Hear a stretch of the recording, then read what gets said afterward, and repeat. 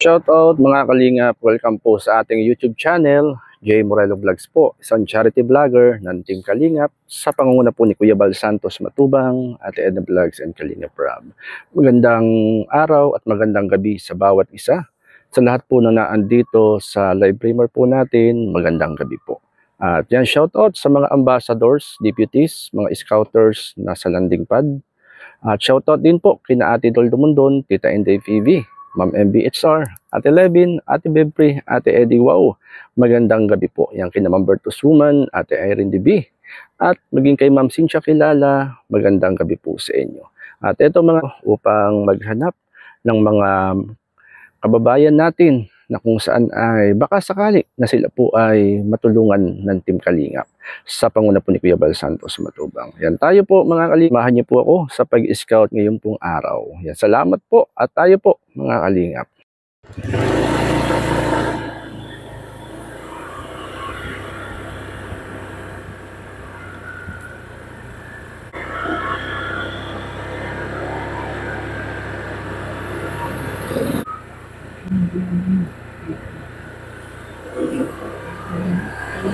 Isang maganda at mapagpalang hapon po mga kalingap. At ito, pasyalan po natin yung nakatira dito.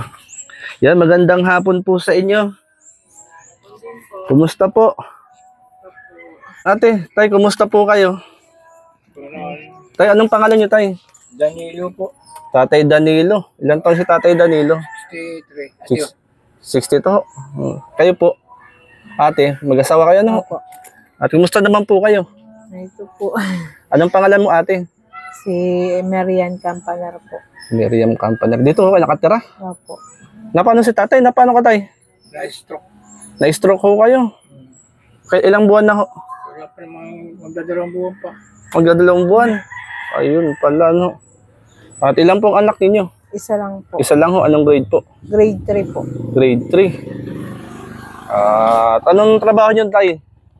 Wala po akong trabaho na. Nakakon nga eh. Wala akong trabaho. Wala anong trabaho. Eh, kumusta naman kayo rin sa bahay ho nyo? Ayos naman po. Kaso lang, hindi ganito nga. Dito lang po kayo nakatira, tay? Sa, ano? Saan kayo natutulog? Dito po. Dyan lang ho. Siya po doon siya. Dyan kayo na tatay. Pagkat po nung na-stroke siya, dyan po siya natutulog. Kasi hindi po siya ano yung paa. Bali, dito pala kayo nakatira, no? Eh, kumusta naman kayo, yung inyong ano? Ayun po.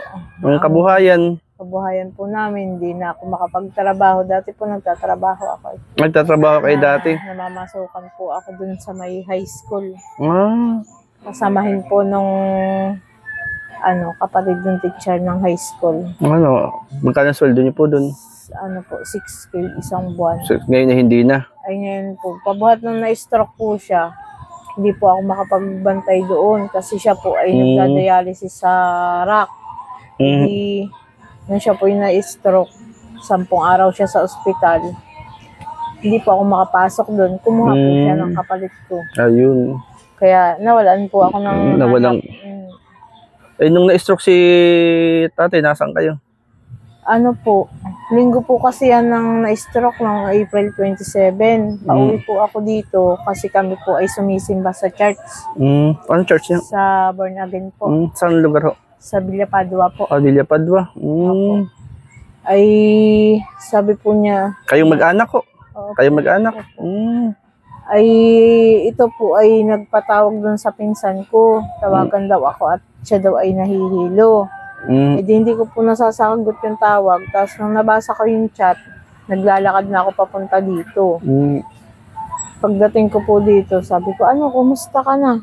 Anong pakaramdam mo? Sabi niya, nahihilo ako. Eh, sabi kay kaya mo? Sabi niya, kaya ko naman. Sabi niya ganun. Eh, sabi ko, kami na lang mag-ina ang sisimba. Kung hindi ka makakasama, magpahinga ka na lang. Hindi daw siya. Sisimba pa rin daw po siya. Ayun na nga. Yun po, sumimba po. Tapos, pagbalik po namin, nakabalik pa naman po kami dito. Pagdating namin dito, nagsuka na siya na nagsuka. dito na inabot si tatay. Tapos pagkasuka niya, hindi na po kami nagbihis. Diniretso ko na siya sa ospital. Nasa ospital. pagdating ng hospital, kinonfine po siya agad. Mm. Ayun.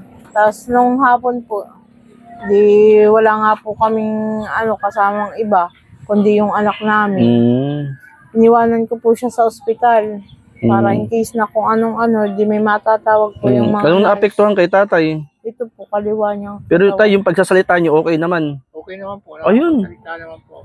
Okay, yung pagsasalita, buti. Iba, hindi ka tulad ng iba Na bulol, na utal. Yun nga po ang sabi dun sa kanyang CT scan, yung utak daw po niya sa ulo, lumiliit daw po. Kasi hindi lang pala po siya isang beses na stroke. Ah, ganun. Yung po pala dating akala namin ay na lang yung paa niya, hindi lang siya makalakad. Yung pala po na-stroke na siya. Yan yung anak niyo, ate? Opo. Ilang taon na yun si, baby? 8 years old. Grade, Grade 3 po. Grade 3 na.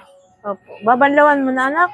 Sige. Babanlawan po yung Maglalaba? kanyang uniform. Siya maglalaba? Opo. Marunong na. Maglalaba. Grade 3? Opo. Galing Galing. Tinuturuan po Oo. namin kasi sabi ko nga, Hindi hindi ako naman magawa habang talaga buhay kami kasama niya. Hindi ka tulad nung ito po yung nakakapagtrabaho, ako yung nakakapaggawa pa. Ngayon talaga hindi ako magkakaroon. Ang hirap na. Hirap. Ayun po Ako pala. yung nakakalakad, pwede na. Walang problema kung kayo nakakalakad, Nakakatulong ako siya pag tulog ko man. Dati nga po, hindi ko problema yung nung ako'y nagtatrabaho. Hindi ko problema yung mga gawain bahay dito kasi siya ang gumagawa.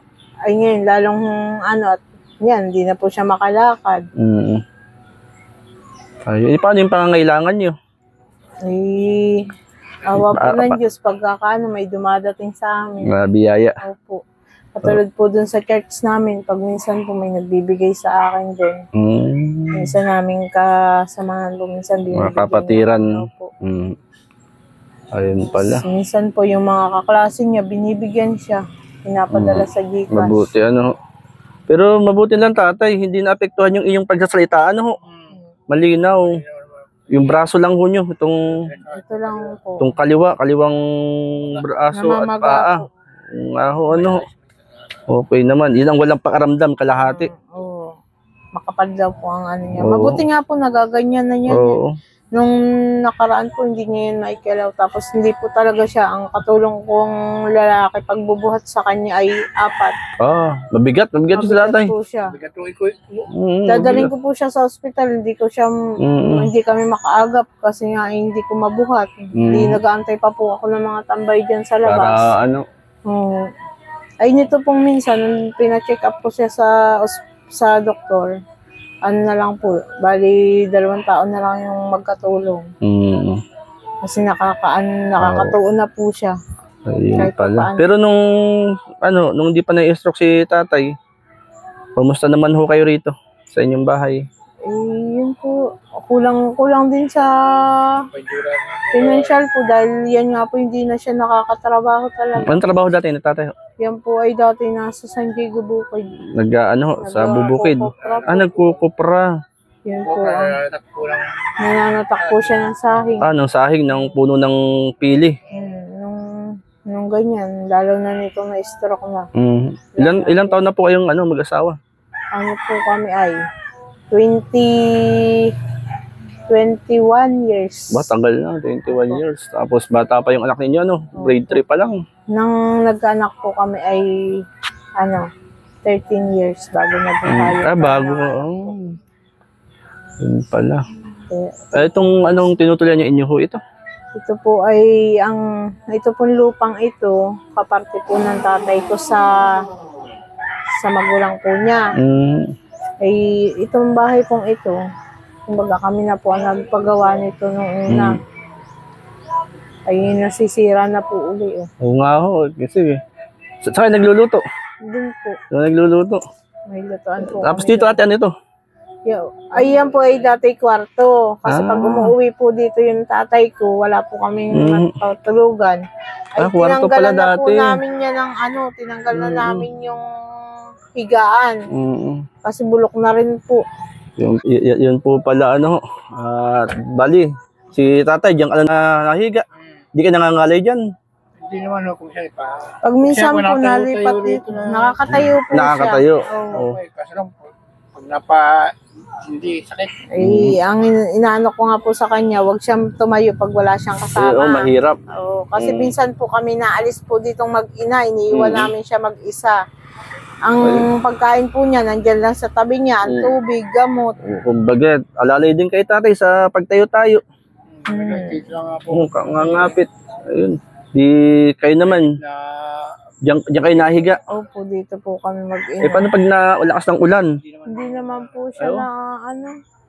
Kung ano niya? may natulo lang ang konti.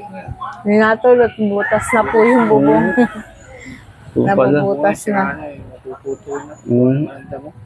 Kasi kagaya ngayon, panay ang ulan ho ngayon. Kaya nga po. Ng mga mangga daw. Ay, ito pa lang inyong kalagayan dito, ano? Sige, Wala naman halos sa kayo. lalo po ngayon. Mga pang kabuhayan ho.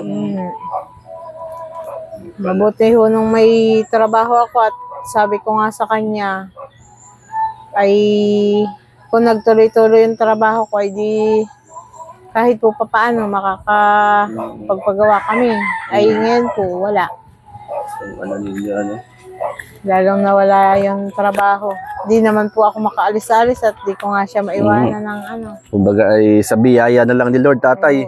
Maasa. Yung inyong pangangailangan sa araw-araw. Oo. Tapos lalo na, mayroon kayong anak na nag-aaral. Siyempre, kailangan din nun yung Oo. alagain. Awa po ng Diyos yung ano naman namin. Eh di, may mga pinsan po siya, yung mga pamangkin niya. Yun ang nagbigay ng gamit. Ay, Mga trabaho po. ayun pala, no? Binilhan siya ng gamit. Di si tatay ngayon ay hindi ka tatay nakakapanatak ng pili. Di na nakakapagkopra. Kumbaga, dito na lang. Dito na lang po siya. Kumbaga ay sa inyong maliit na barong-barong. Matagal na kayo nakatira dito? Matagal na po. Yun po pala, no? Kailan tatay, kumbaga ay wag na lang yung isipin ang mga problema, ipagkatiwala natin kay Lord. Ano ho? Yun nga po. Kasi kung iisipin natin ang ating mga problema, may hirapan tayo. Sasakit ang ulo natin, baka kumapaano pa tayo. Yun nga po ay kaya hindi na rin po kami nag-iisip. Mhm. Pag masahe ko nga ho ay pag may kakainin, kumain. Pag wala, matulog na lang tayo.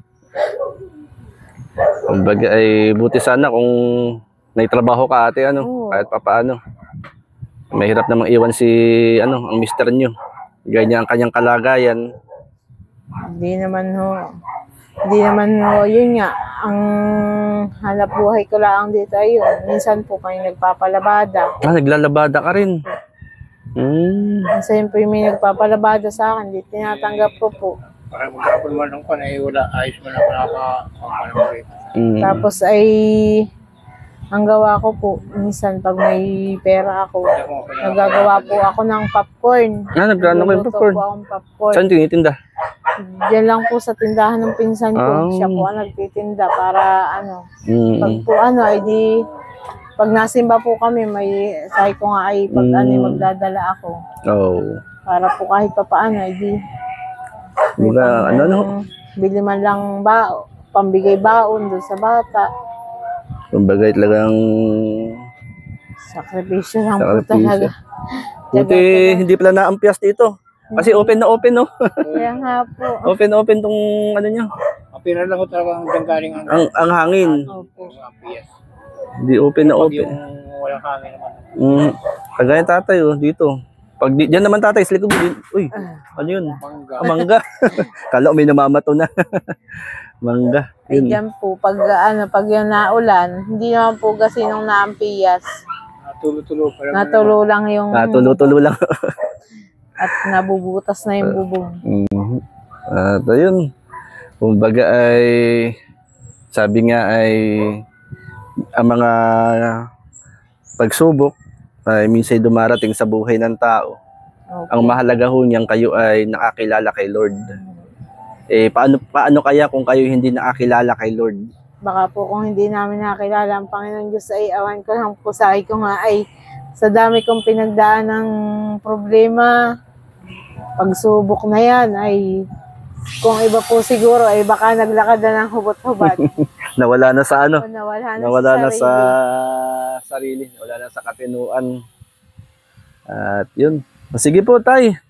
At nay, Apa. manalangin tayo. Mag-pray tayo kay Lord. Panginoon, batid mo po ang sitwasyon at kalagayan nilang mag-asawa. Alam mo, Panginoon, yung mga nagaganap at nangyayari sa buhay nila. Panalangin ko, Lord, bigyan mo po sila ng kalakasan, katatagan, at maging si Tatay, Panginoon, ay manumbalik, Panginoon, ang kalakasang mula sa iyo. Ang kagalingan, Panginoon, ay kanyang matanggap, sapagkat pinapaniwalaan naman namin na walang bagay na imposible po sa iyo. Bigyan mo po sila, Panginoon, ng katatag at ng kalakasan, at ikaw, Panginoon, ang tunay na magbibigay ng tagumpay.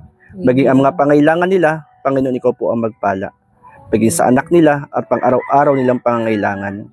Itong aming panalangin hiling sa ngalan ni Jesus. Amen. Yan tayo, anong kahilingan mo kay Lord?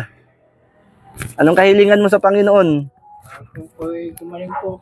Amen. Tulong sa akin. Magtiwala lang kay Lord. Ano ho? Walang imposible sa Panginoon. Ikaw ate, anong panalangin mo? Kahilingan mo kay Lord? Ay, yun pong wag na kaming bigyan ng karamdaman na ano, at saka ano po, sana ay may mabuting loob na tumulong po sa amin para po sa kabuhayan namin. Ayun, ano? Ano ba yung mga, ano pang alam mong trabaho ate? Marami po. Oo. Kumbaga, si tatay, di mo na maiwan-iwan dito. Bantayin na. Buti marunong ka magluto-luto, ano? Minsan po nagluluto-luto ako ng ano, minsan nagpipishball po ako. Ah, nagpipishball ka? Eh ngayon, ay nagpigil po ako at Usapin natin. kulang po sa ano. sa financial, walang ano, puhunan. Minsan po may pera. Pag may pera po, hindi nakakapag-isip po ako ng kung anong pwede kong gawing hanap buhay. Minsan po nung nakaraan, nakakapagtinda ako ng mga gulay. Saan galing ho yun? Namimili po ako sa Lopez. Ah, namimili ka. Tapos nilalako mo. Nilalako ko po. Eh ngayon ay di na. Ngayon po hindi at wala ang puhunan. Ayun, Ang puhunan ay nagamit na. nagagamit po pambili ng gamot. Ayun. Dahil lang ako po yun. Ako nakapagtamas pa rin na ng Dito. paniwan dyan ay. Ngayon, parang hindi ko na kaya. Hindi na kaya. Kaya. Yan. Kapit lang ho kay Lord. Ano po? Ay, sandali lang po ate. At may kukuhain lang po ako. Ano po? Sandali lang po. Ito mga kalingap yung bahay nila. Oh. Barong-barong. At tatay, may dala po ako itong ano, kunting biyaya. Ate, bigas. Salamat po. Ayan, bigas ate, saka yan, ate, yung bigas. Oh. Yan si ate, oh, naglalaba na. Bebe, galing maglaba ah. Nung po nasa ospital yung daddy niya, siya din po nagbabantay. Siya po nag-exercise din sa daddy niya. Pag umaga po, bawal po sa ospital yung bata, kaso siya po yung... Ayan at tatay, para sa inyo po, 5 kilong bigas. Salamat po sa inyo. Makatulong sa inyo sa kami. Ano po yan? Konting ano, grocery. Ayan. Meron ano ate, may spaghetti oh. Merienda. Meron na yung ano, may lahok na yan. May sauce na. Yan, salamat. Yung bigas ay galing kay ano, sa kaibigan natin kay Manang B. Tapos yung grocery galing naman kina Ate Bebri and Ate Eddie. Wow. Salamat po. Sa mga kaibigan natin na kung saan po ay makatulong ng simpleng pagtulong. Yan ate, ano lang yan. Ano niya? Kumbaga ay pang-ulam-ulam lang. Sige ate, walang tanggalin. May dilata dyan, yan, noodles, kape, yan, spaghetti. At pang-ulam-ulam tatay, ano? Yung pala si Bibi. Be, kumusta ka? Naglalaba ka na? Naglalaba po. Bibi, kumusta ka, Bibi? Okay lang. Anong pangalan mo, Bibi? Alessandra Elvera, si Campanero. Naglalaba ka? Ba't ikaw naglalaba? Wala. Para tulungan si Mama. Saka si Papa mo. Bibi, anong panalangin mo kay Lord para kay Papa? Anong hiling mo? Gumaling po siya. Parang, ano? Gumaling po siya. Si Papa mo. Yan, pray natin na gumaling si Papa mo. Pagalingin na ni Lord. Pinagaling na ni Lord, Naniniwala ka ba kay Lord? Walang imposible kay Lord. Sipag. Tuloy na sa pag-aaral, Yan, sige Bibi, maglaba ka na uli. Naglalaba si Bibi. Galing. Ayan, sige po tatay. Ako tuloy na rin po ha. At tuloy na rin po ako. Basta pray po natin na di po ako mangangako. Baka isang panahon makapasyal uli po rito sa inyo. Loobin po ni Lord. At malay natin may gamitin si Lord na hipuin ng puso. Pag-pray natin. Salamat po and God bless po sa inyo. God bless po. Salamat po. Nakakalingap yung bahay. Ayan. Mga kalingap, ito po yung ating napasyalan ngayong hapon Yan, salamat kina Manang B, kina Ate Bebrin, Ate Eddie Wow. At tayo ay nakapag-abot ng tulong kina nanay at tatay, si nanay. Yan, salamat po and mabuhay po ang Team Kalingap. God bless po sa ating lahat.